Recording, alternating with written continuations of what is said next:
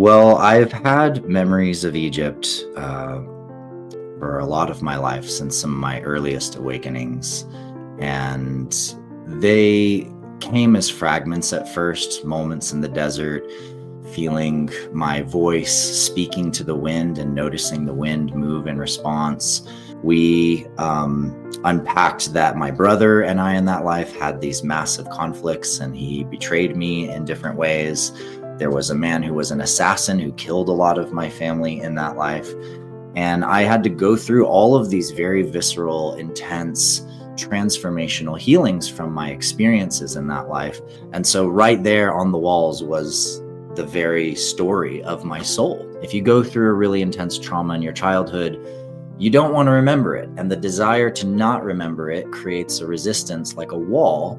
And that wall acts like a dam in the river of memory that's flowing through time. But as soon as you are having an individuated experience, an experience of yourself, literally having experience itself means that you're moving through time. You're flowing through time like a river. I began to realize that it doesn't matter how many times you change a story in the past.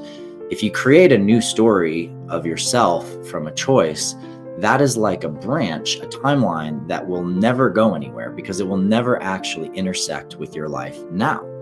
It is true that no matter what you do, if you imagine a different scenario, a different journey, that journey will never be the journey that is your journey now. Right now on Higher Journeys with Alexis Brooks. Adam Apollo, I want to just dive right in. I want to start this interview with a quote from you in your brand new book, Lifetimes, where you say the following: "The pains that seem inexplicable in this lifetime, from unshakable fears, recurring relationship patterns, emotional loops, or even physical ailments, often reveal themselves to be echoes of unresolved experiences carried forward through the incarnational arc. To remember is to interrupt that pattern, to bring consciousness to what has been unconscious, and in doing so, to liberate the energy that was once trapped in an unprocessed story." This says it all, my friend. Welcome to the show, Adam Thank Apollo. you. Such an honor to be here with you, Alexis. Thank you so much. We finally did it. And I'm gonna tell on you. This dude just came from how long a flight from the Himalayas, coming through Cairo and Dubai and London. And guess what he does? I'm just gonna spill the beans for you.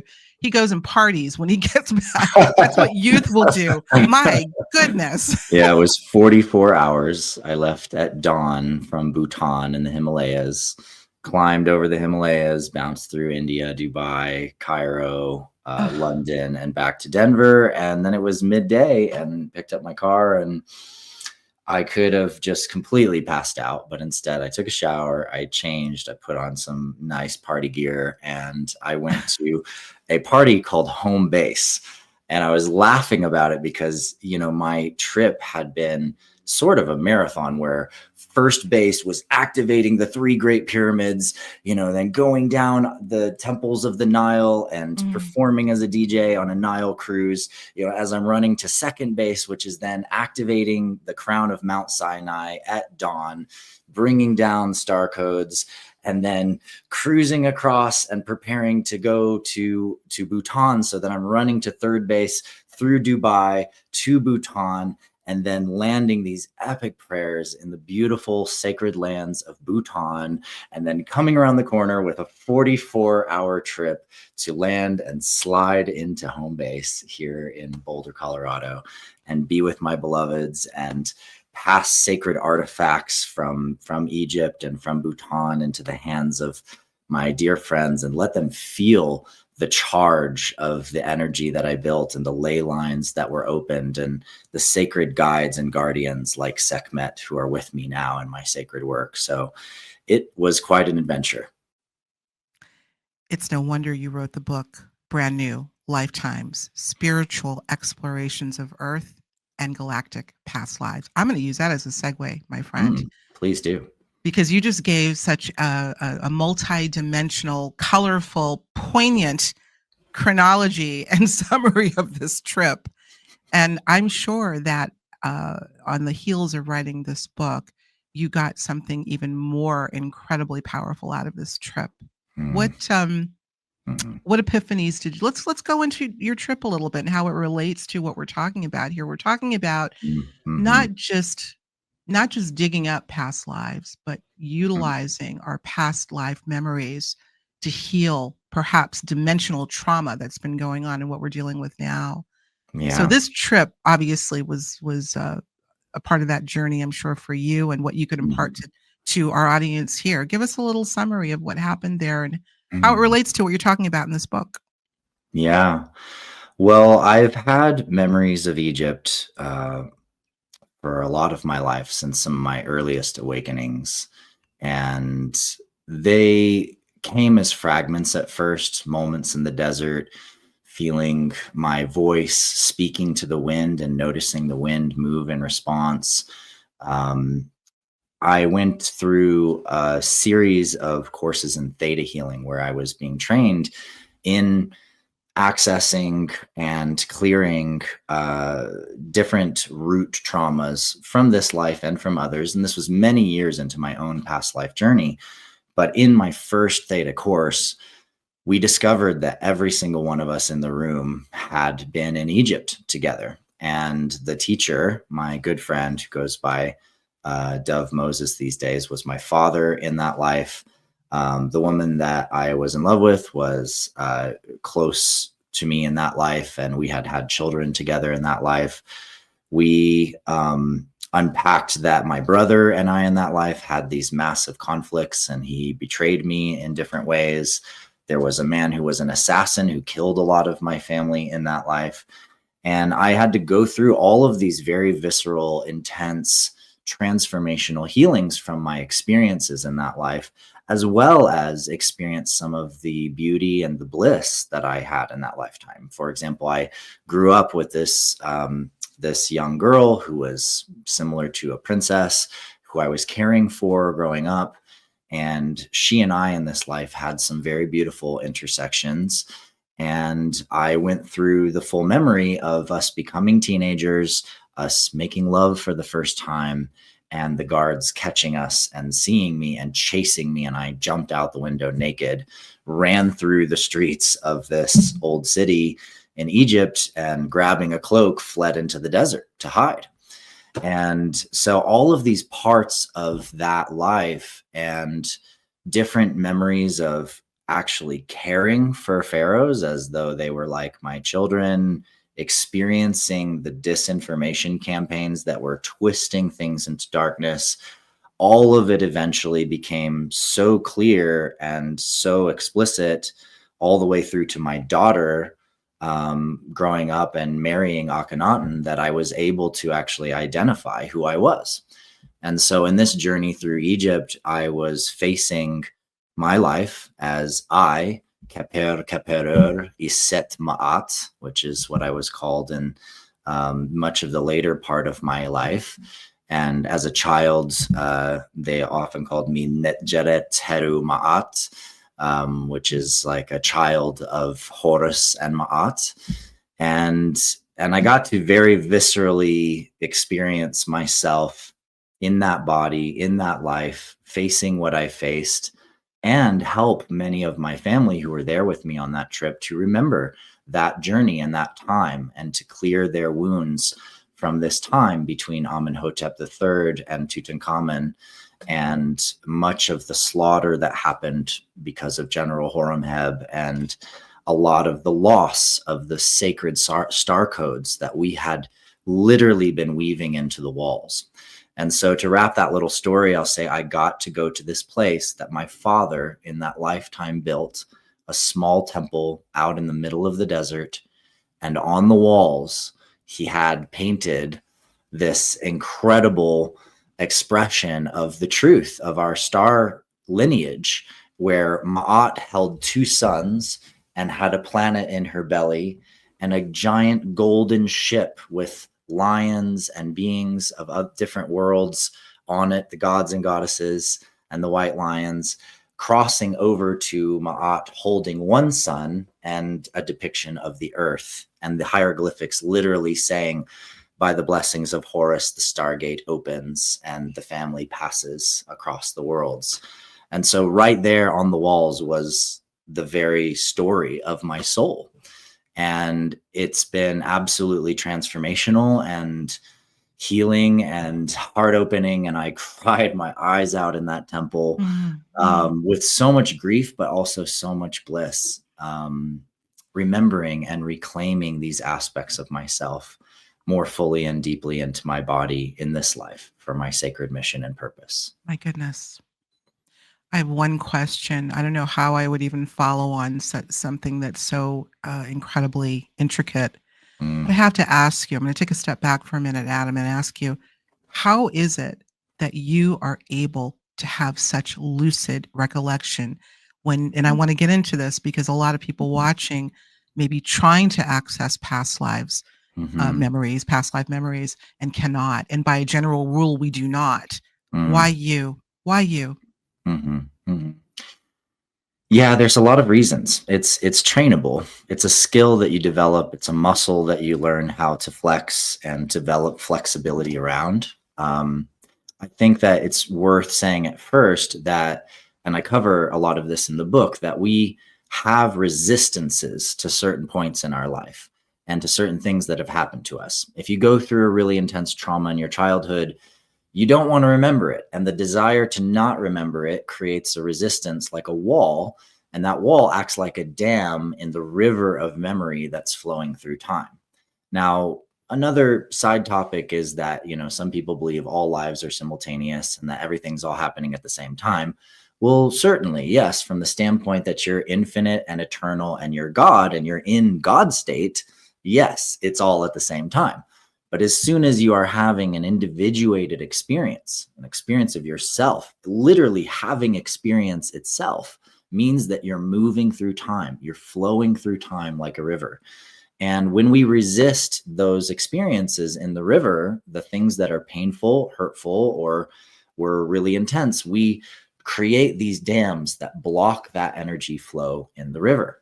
So I kind of naturally, as a child, I would lay in bed at night before I fell asleep. And if I couldn't fall asleep, I would think back about the things I did that day, the things I did that week, the things I did that month, that year. And I would go back through all of my memories and I would see how clearly I could remember each of the things. And it wasn't out of some goal that I had, but more I was kind of exploring and learning from the things that I had experienced, and also noticing where would I change it if I could change it, and what would I do differently.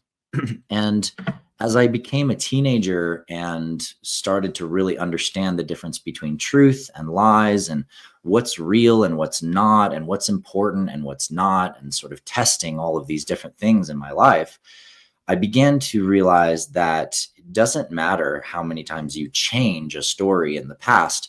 If you create a new story of yourself from a choice, that is like a branch, a timeline that will never go anywhere because it will never actually intersect with your life now. And so inevitably, all things have to face the truth. All lies have to collapse back to what you could call the sacred timeline, if you're going to use a term like Marvel uses, for example. But it is true that no matter what you do, if you imagine a different scenario, a different journey, that journey will never be the journey that is your journey now. And so by learning how to accept everything that's happened to you in the past, by actually loving it, by actually embracing it, no matter how hard or how blissful, what happens is you begin to fully integrate your own energetic field through time. Hey, everyone. Just a quick reminder, if you're enjoying this content and you want more, don't forget to hit that like button, subscribe to the channel, and ring the bell. This tells YouTube you want to see more higher journeys, and that helps spread the word. It's one of the best ways you can support our work. Thanks so much. Now, let's get back to the show. And you can look at the central pillar of the body and the chakra system as sort of a series of time gates. So, Hmm. energetically, directionally, you could say the past is downward and the future is upward, or the past is behind you and the future is in front of you. All of these are perceptual games, Hmm. but in reality, the past is always being received into you. You can only receive the past, and you can change your perception of it. You can change how it looks right now, but the truth is it's the divine yin. It is the goddess. And embracing the past, embracing all that you've ever been, is the true key to unlocking your capacity to create whatever future you desire. Mm, Because the future is the divine yang and it emerges from within you. right. Embracing the past. I find that I resonate with that actually, and I would rail against people who would say, "Let go of the past and focus on the present," because I feel that the past is what informs the present, and the Yes. present is what will inform the future. I Yes. get what you're saying, Adam, and I recall that you have a part in your book where you kind of caution people against this idea, not the idea of simultaneous lives per se, and this Mhm. idea of the space-time collapse and a nonlinear sort of approach to looking at these parallel, perhaps parallel lives, but to Yeah. not put too much stock in attaching ourselves to that framework if we're going to be using sequential timelines to help us. Mm-hmm. In other words, we need to be rooted in a linear framework because this is how we live. If we're going to Yeah. change that which we are right now, right? Am I Yeah, understanding and that? it's not stepping away from a spiritual path. In fact, it's more deeply engaging it. What most people don't think about is, how do you know how to cook dinner? How do you know how to put clothes on? How do you know how to brush your teeth? Every single thing you do and think and create is based on a memory you've had in the past. And in fact, all the way through to imagination. Mhm. You cannot imagine something that you have no context for. Right. If you Right. have not had any experience of something, you can't imagine it, which actually gives us a very deep insight into the nature of our perception and our mind. That, in fact, these things we dream about, whether even if they're fantastic and they happen on other planets, they're they are there within us because there is a part of us connected to them. Those movies that really deeply inspire you and move you and bring you grief and open your heart, it's not just because there's some stories that someone imagined. It's because they're telling pieces of stories and showing certain archetypes and certain gifts that actually resonate with your soul from other times and other lives. When you were in history class, you probably slept through a lot of history class like I did, but there's certain periods where every single detail is so interesting and grips you, and you Mhm. can't help but look at all the pictures and explore it because some part of your soul remembers it, feels it. And so we must look at the past as the greatest gift we have.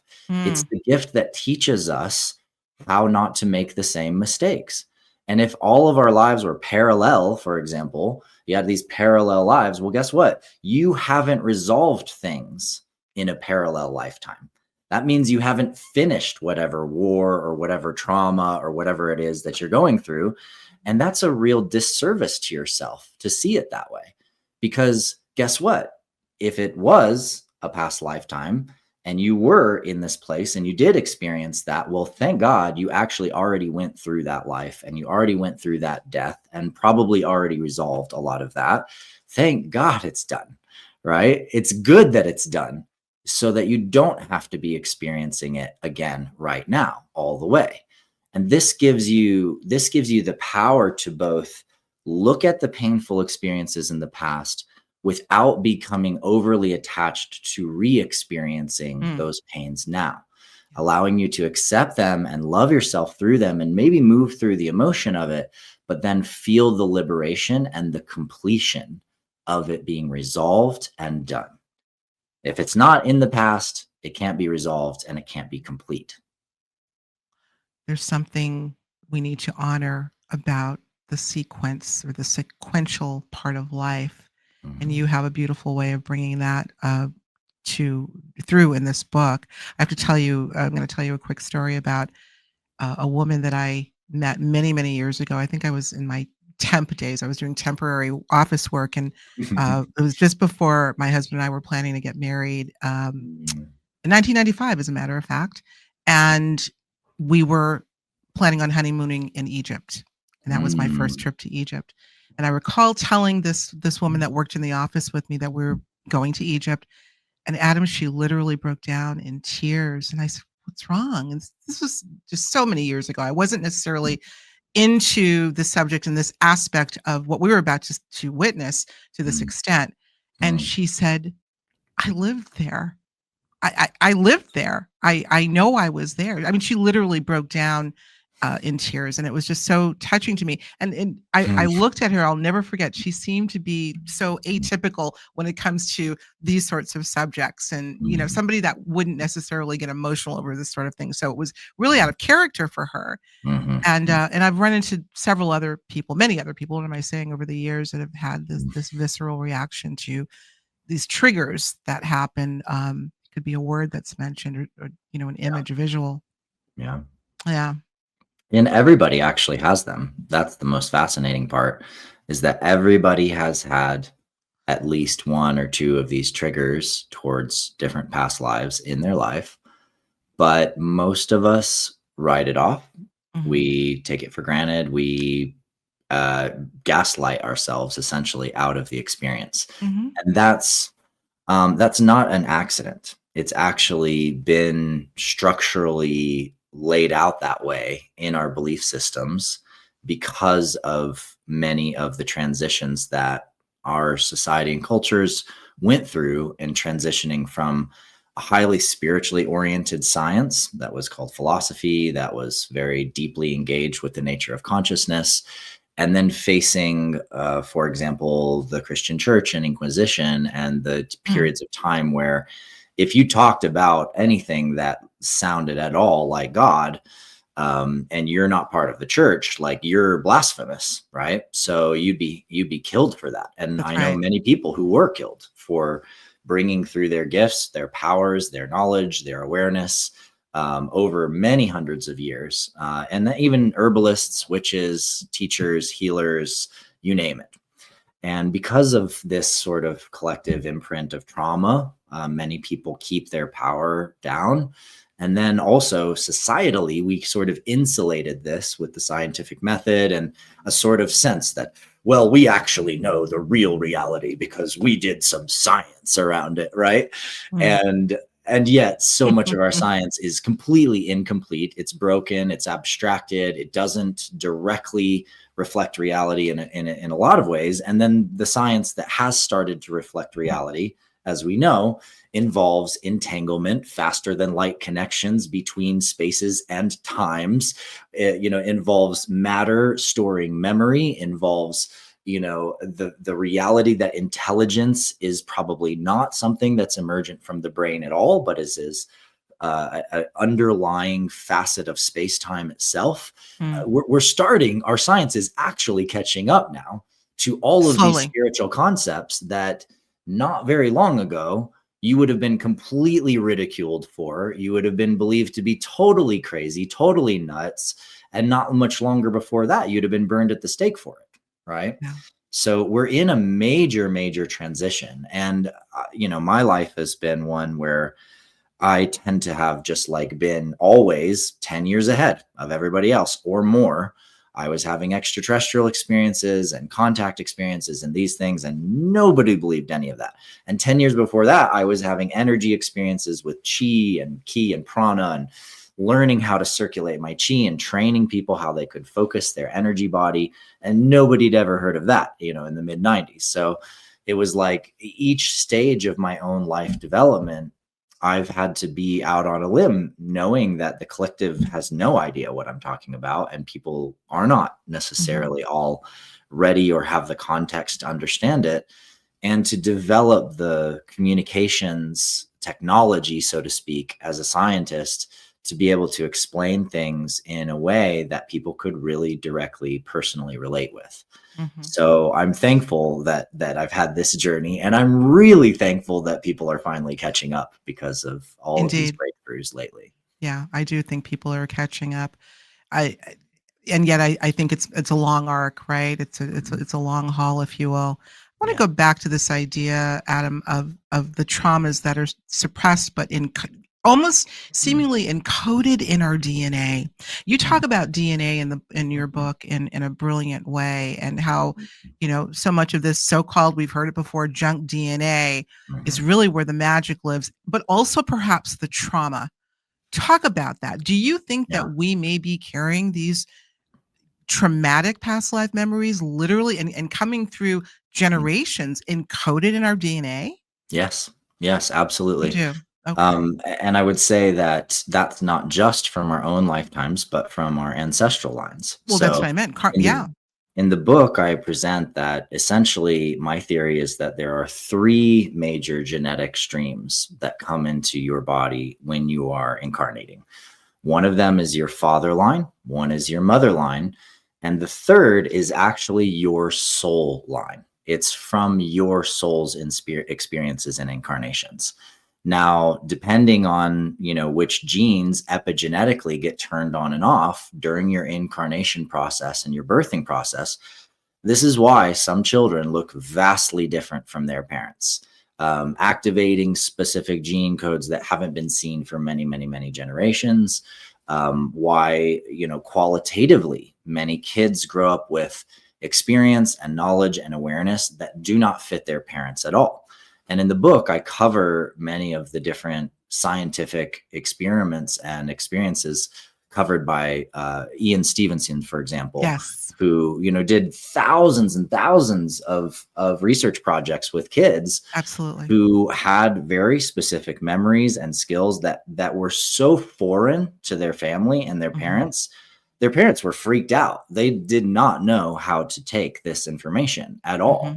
Mhm. And he also found that their physical bodies tended to have specific markings No question. connected Yeah. to the marks of a wound from a past life. And in other cases where someone had a specific wound in a certain past life, they would fall or have an experience very young, as a baby usually, that then would create a mark on their body in that same place from the wound that they had in the past life. Mhm. So now you're looking at a past life experience essentially being encoded into the actions of a current life, Mhm. causing a physiological response that then would act as a mirror and a connection to those lives. So that's Absolutely. super Yeah. fascinating. Um, Yeah. yeah. I have to interject, I wrote, Do it. a little bit about Dr. Ian Stevenson in my book, Conscious Mhm. Musings, and we talked about, Mm, I actually have a chapter called Birthmarking Past Lives, and I focused just a mm, little area on mm, how somehow mm, it's almost like the body holographic, where a memory can actually imprint itself literally on the person's body, and I covered a little boy named Cloy, mm, and Cloy, I won't remember the entire story, but it had to do with his in a previous lifetime, he was I guess it was his grandmother or great-grandmother mm, that he never met, but mm, wanted some kind of a marking on her to denote some sort of property that she owned. I'm not getting the story right, but the bottom line is, mm, when this great-grandmother died, they painted a white mark on, I believe, her forehead. mm, And when Chloe was born many, many, many years later, he mm. had that same mark. It was faint, but you could see it on his forehead. But Wow. along with that, he maintained the memory of his great grandmother and was adamant Mm, about where her property was, mm, how she wanted it to be kept, etc. And this is a story that I believe either Dr. Stevenson uh, mhm. uh, studied, or his successor, Dr. Jim Right. Tucker, Jim Tucker, also yeah. from the University of Virginia. So, yeah, fascinating stuff. How can we dismiss something so incredibly poignant? And you It's talk amazing. about being replicated. There have been tons of these stories. Yes. Yes. And it's very clear that through what we have understand now with epigenetic research, that through environment changes and psychological and conscious changes, we can completely change the activation sequence of our genes and actually change our genetics and their expression into our bodies. And Interesting. this is now, Mm, current science of DNA. In the past, we thought it's very fixed, it doesn't change. But then we realized, oh, the junk DNA, this modular DNA, changes and adapts to environment. It has so much to do with which genes are turned on and off at different times. mm, This is your living experience DNA, and this is your opportunity to actually transform, to heal, to integrate, and to essentially take, as Richard Rudd would call it in the Gene Keys, the sort of shadow gene encoding, which is like based on trauma and is literally an evolutionary driver.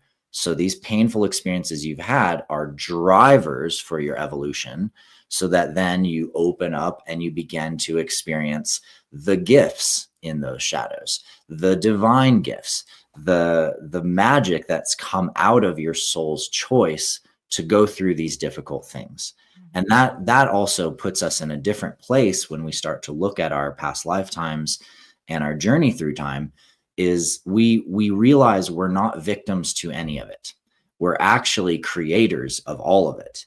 And that our entire journey, the more we take responsibility as creators for it, the more we understand at a soul level why we chose the experiences we chose, what they've taught us, what gifts they've given us, and how they've led to our current gifts that we're now using to steer and navigate into the future that we desire. So this is a big, I would say, of probably all spiritual paths you could take.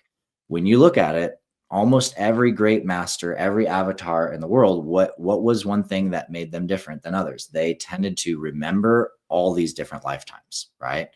And it came as a result of spiritual practice, of yogic practice, of inner development, of energy circulation. But that work of actually clearing past life karmas and moving through all the sense scars and liberating the soul across time has a result that's very much like Avatar: The Last Airbender, where when he goes into avatar mode, what happens is all his lifetimes light up. Every single lifetime he's had merges into himself now. And he is all the elements, he's all of the archetypes, he is all of the expressions of creation in one moment, in one expression. And the power and grace of that is just tremendous. mm, And so this is what this book teaches, and this path teaches, is the process of actually learning how to become the avatar of your own soul's journey, and realize that you're not just one or two of these things. You have been many things. You have been great and you have been terrible, and you have gone mm. through all of the different layers in between. And now you have this opportunity to integrate those gifts, which will make you more compassionate, more loving, more healing, more caring, more skilled and careful and activated and courageous than you've ever been in your life. Well, courage is, I think, what it's going to take for many people still to embark upon this journey. Mm, This isn't an easy road. What you've gone through, and we haven't gone too deeply into it as yet, but it requires, you know, a certain, I don't know, just just just strength. I don't know what else to think of, mhm, and courage. And people are still, because they're so traumatized, they're afraid to walk that walk, and mhm, you know, afraid to find out what the past would reveal.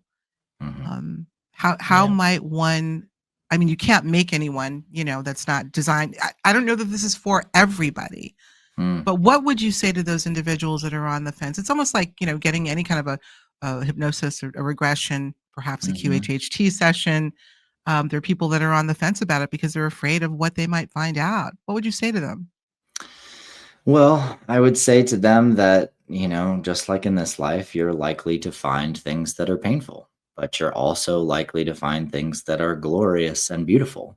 Mm, And here's the real question, would you rather face the mistakes you made in the past and regain skills that you developed. Let's say you practiced cooking for 30 years in one life, or you developed the skill with a series of different swords in other lives, and or you learned how to speak like a great lord and get people to follow your cause, or you learned how to cultivate the land in very amazing ways, or create magical potions and poultices, and or on and on and on and on. Would you rather face your mistakes and get all of those skills back now and have them and literally become a master calligrapher again, literally become a master orator and a skilled swordsman and a skilled horse rider, and all of these different gifts from these lifetimes, and also, by the way,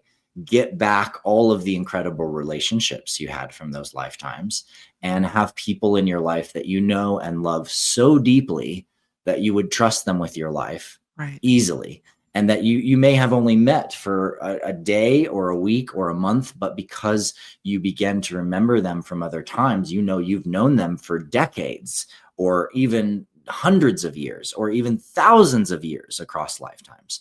And so the level of relationships you get is so much more profound than the buddies that you go to watch football with, or the group of girls that you go and knit with, or whatever it is that you do. I'm just where did you get that one from? Classic American, American football, and then yeah. But it's like you can choose. You can choose to live a quiet, mundane life with no magic, and with no miracles, and with no amazing synchronicities, and you can choose to have a life that is just boring and normal, and just keep checking out and drinking beer and doing what you do, and forget about all the rest of the stuff. You can choose that path. Wow. No problem. It's fine. And actually, sometimes we need a life where we just take a break and absolutely, right? Absolutely. Yep. I agree with that. You can choose the mythic path. You can choose the path of the discovery of your own eternal being, which has lived many lives across many cultures, across many lands, and rediscovered the artifacts and the gifts and the people and the magic and the skills that you have in those places. And you can go back to those places and feel and experience the memory of having been there before, and go through ecstatic awakenings, and discover that you're not even from this planet potentially, and that you've been on other worlds, and suddenly realize that you're from the future of Earth, but you're not from the future of Earth. You're from a world that is more advanced than we are now. And so you've already lived through that transition to the future of the Earth where we're going. We are living at a time of great challenge and incredible opportunity. A time when taking life into our own hands, charting our own course, and finding our own answers is more accessible than ever before. During this time, you may be asking yourself, what am I called to do? What if I could discover not only my own inner healing power, but help others all over this planet discover theirs? We all have the ability to heal ourselves, but it takes a special approach, a unique approach. Quantum healing hypnosis technique, also known as QHHT, a method developed by pioneering hypnotherapist and past life regression expert Dolores Cannon, is the approach that thousands have used and taught to access the deeper aspect of the self for healing at the core level. We all have the ability to tap into the higher self, the oversoul, the higher consciousness, and we have the means to help others to do the same. QHHT is designed to help the individual access the subconscious, the storehouse of all information, through visualization at the deepest level imaginable, a process that Dolores Cannon discovered and refined during her decades of working with individuals from around the globe. Training with QHHT will provide the guidance and give you the tools to help others tap that incredible force within.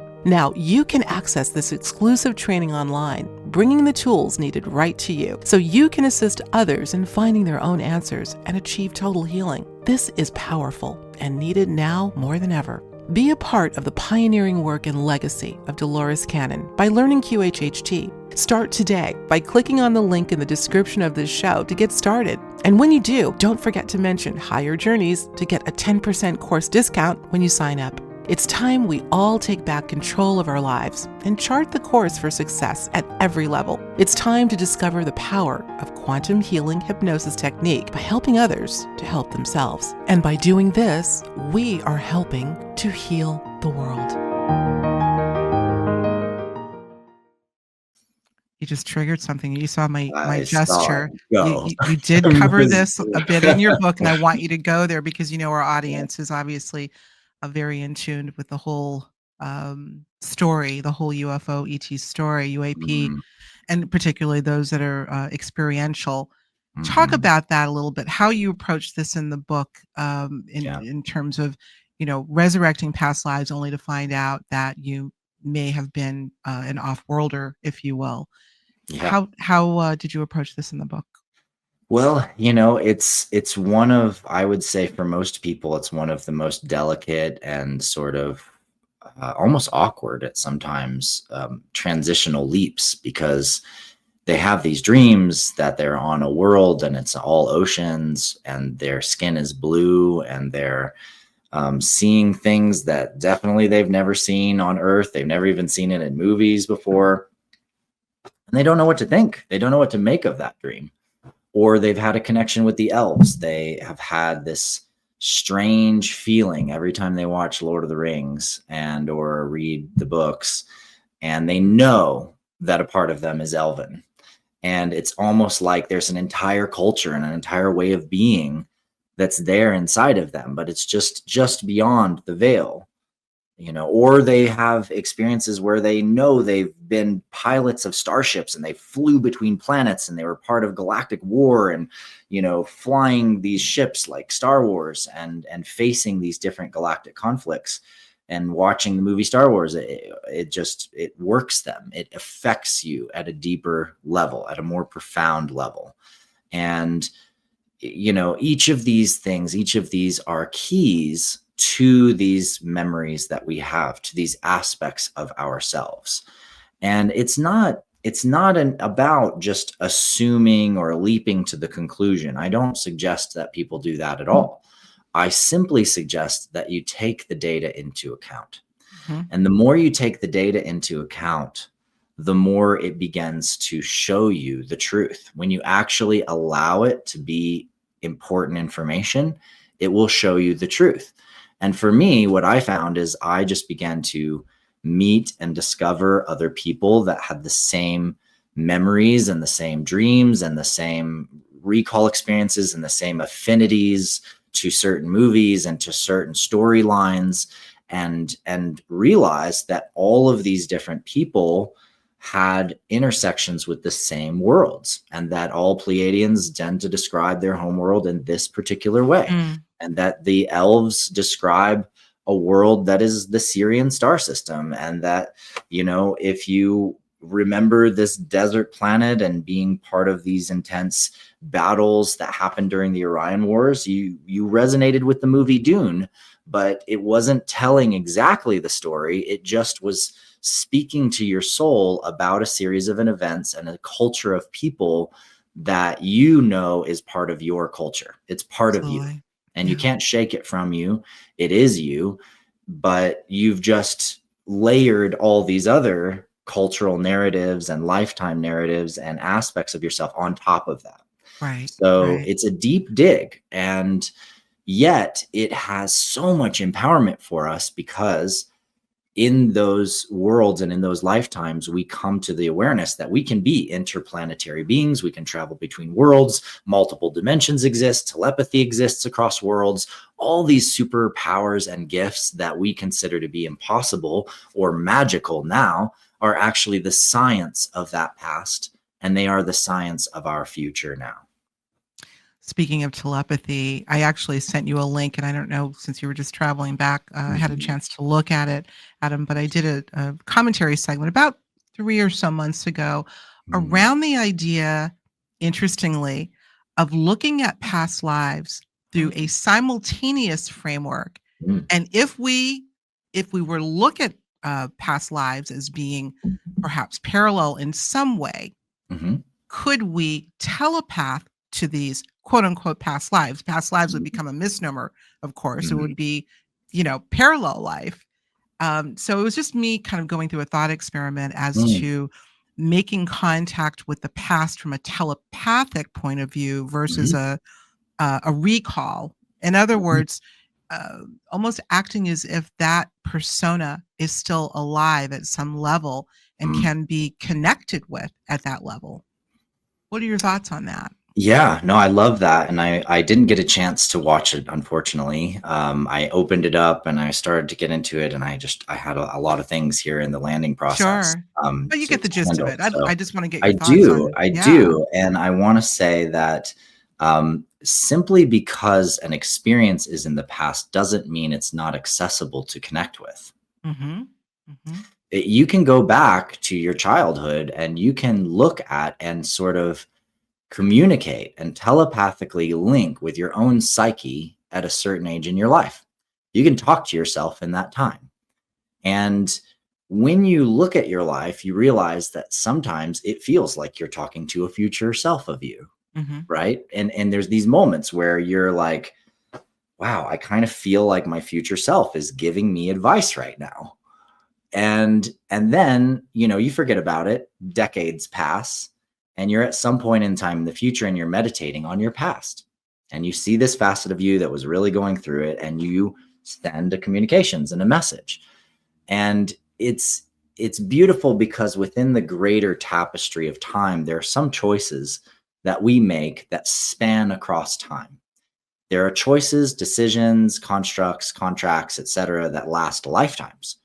And so there are moments where we need to speak to and to telepathically link with the actual presence of ourselves in another moment in time. Mm-hmm. And if we look at the universe dimensionally, you could say that as you get from the sort of gross world, which is the physical world, through the etheric plane, which is the energetic, emotional flow world of our experience, through the astral plane, where our minds can construct any possibility. It doesn't mean those possibilities are true. It just means we can construct any possibility. And that's where most of humanity is at right now, which is where, while we're going, oh my gosh, we could have infinite parallel timelines and infinite parallel selves and infinite lines. Like we go out with the mind and go, oh my God, it's infinite, right? Mm-hmm. But all of those infinite timelines doesn't mean that they are actually experienced through emotion or through the physical world. The mind can go anywhere, but it doesn't collapse it necessarily into the truth of exactly what is, Mm-hmm. until you go up through the higher levels of the mind and into the causal plane, the heart level. Yes. So you could look at the chakras this way. And now at the heart level, the causal plane, what you realize is that everything that you are is the result of a cause of some event occurring, of some relationship happening.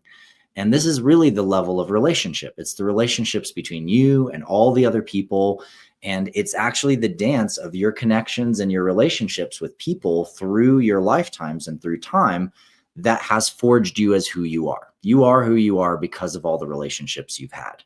And that creates this very beautiful and sequential, as you put it, time stream of experience. Now, when you go above that, you're at the Akasha level. And at the Akasha level, you realize that you might say the same statement in multiple lifetimes. You might feel the same resonance in multiple lifetimes. You might do something exactly the same in multiple lifetimes.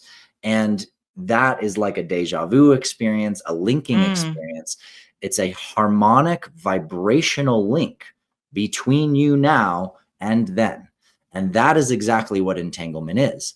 When there's a geometry or a geometric structural energy configuration with a specific vibration or harmonic field in two areas of space-time, and they're the same, now you are experiencing literally them as though they're the same moment. Mm-hmm. And so from this Akashic level, this sort of 5D level, you could call it, right? You can have the experience of the simultaneity of yourself and yourself in the past in this moment. And I do it all the time. I love it because I drop into wielding katanas, or swords, or speaking ancient chants with a staff in the deserts of Egypt. And I am simultaneously being Tokugawa Tadanaga, or I Keper Keper, or Artur Undergan, or whatever. All these, I am these things now in myself. I know. I am that. Yeah. And so I am both telepathically and energetically linking to those points. However, I'm not in that past. I'm in the now. I'm Absolutely. in now, right? I have to say this. What you're talking about, Adam, and the way you are bringing the energy of these past personas into the now reminds me of one of my favorite physicists, David Bohm, who talks about the implicate and the explicate. And the implicate is being sort of this wrapped up, not just in some cases he's talking about potential, but he's also talking about, as part of the field, assuming it already exists, we in the present have the capacity to unfurl it and bring it into the explicate. You could also look at the work of Andre Corbin, who talked about the imaginal, not imaginary, but the imaginal realm as a space, if you will, dimensional space, where you can tap into, whether it's personality, the previous personality, information, whatever it is. Again, collapsing it into the space-time framework. So all of these things have quantum implications, essentially. Yeah, they do. And the information of all time is accessible through both the memory inside of matter, which is an implicate order based inside the proton. And I literally presented some of that at the last Hollow Movement event in Asheville, North Carolina. The Hollow Movement is a whole sort of spiritual community movement based on the work of David Bohm. And you should come to the next event. It's in Portugal this next year. I would love to. Hollow Movement, I think, hollowmovement.net, I think, is the website. But yeah, there is an implicate order to memory itself within the structure of space. And there is an explicit interconnection between all of the points in space through our entanglement, which is the vibrational, geometric, harmonic resonance that acts like a wormhole network across all space-time. And so, yes, we are very much both storing the memory and interconnection, and we're both interconnecting the universe right now based on this link that we have to everything. Now, when we go above the Akasha to what some would call the Buddhic or the Atmic body. I wanted to talk about the Atmic. You mentioned that in the book. Now you're actually observing the Akasha. So you're observing the links and the patterns across all of the different lifetimes. And you're beginning to see how every archetype, every facet, every embodiment you've done, every trauma you've had, every gift you've learned, how actually every single one, all of those things are actually part of one greater identity that is you. That this identity that is you is not fractionated at all. It's not fractalized into all these separate things. It's unified in one perfect organism that's your soul's journey. And getting a glimpse of this facet of yourself is tremendously powerful. And it's very life-changing. And it can be difficult to integrate back into your lower bodies, because in our lower bodies, we have a lot of programs, and we have to go through the process of integrating with society, which means, sometimes there are aspects of yourself that are difficult to share with society, because that if you share them, it's going to be seen as egoic, or it's going to be seen as, you're narcissistic or whatever. And so you may limit some of your greater services that you've done in the universe, because you don't want to try to influence people to see you a certain way through that lens. And I've had to go through that. And then on the other end, there's the grasping of the mind and the ego when we're not really in a place with strong self-esteem and haven't already worked through a lot of the trauma in this life. When you haven't done that yet, the ego and the mind and the astral body really wants to grip onto the biggest archetype you can grip Indeed. onto. So if Yeah. you were alive at the time of Cleopatra or whoever, you immediately, start to feel the connection there. And your first thought is, I must have been Cleopatra, right? And it's of course I'm Cleopatra, or if you're a big business leader, you're like, oh, look at my business, look at how many people I rule, I must have been Alexander the Great, right? And so we grasp onto these things because we want others to see us and to see the power in us. And some of my closest friends, I've even grasped onto archetypes that are specifically known as gods and like are known as divine beings and gods in the past. And there's nothing wrong with seeing the archetypal connection that one has there. There's nothing wrong with someone identifying with Archangel Michael, for example. But we must have care and discernment and actually Humility. gently, with great humility, embrace the mystery that we may or may not know fully yet. Yes. Agreed. But we can know that we have a connection there. And the more we move from that place of humble not knowing and asking to discover and asking to learn, yeah, you may well find out that you lived a life and people called you by this name. That's a very famous name in history, and that was your name, and you were this person. But you'll usually understand that life very differently once you get there, because you'll see not just the great things you did, but the challenges you faced, the personal pain you went through with loved ones and changes and wars and whatever it was. You come to it from a different place. And that's the place that actually can be fully integrated with your humility and with your soul's presence. That's a very, important distinction that you make, Adam, in terms of people, because you've heard this many times, people that have had what they think are reincarnational memories or past life memories where they believe they were Alexander the Great or Cleopatra. And rather than just knowing that or feeling that's the case, maybe I had a connection with there. It's almost like saying, how particularly in the New Age community, they love to say we are all one. I have never quite resonated with that, but I resonate with a slight variation. We are all connected to the one. We're individualized. We are individuals. Yeah. And so just a slight alteration, because we don't ultimately, well, I guess at some level we do ultimately know, but I think the humility comes in because you're still exploring. I feel the energy of Cleopatra. I wonder if there was a connection. Right. I'm going to explore more, but in the interim, I'm going to, get what I can from my understanding of her and how she lived and et cetera. So I just think, again, I'm always talking about the role that humility plays in this exploration that we're on. Humility is a universal mandate as far as I'm concerned. Yes. And we can have the ego too. There can be the existence of both. But of course. Well, you can't get rid of it. You can't shake it. It's always going to be there. Part of us. It's always going to be that, and it's part of your individuation and part of how you translate into this body and into this incarnation. Right. And I'm very with you on this. The oneness bypass, let's call it, because many times it is a bypass, right? If you say we're all one and you constantly are trying to believe that we're all one, but you're experiencing us as being individuated and different and separate. That's a contradiction. And you're massively bypassing. And it tends to lead to a lot of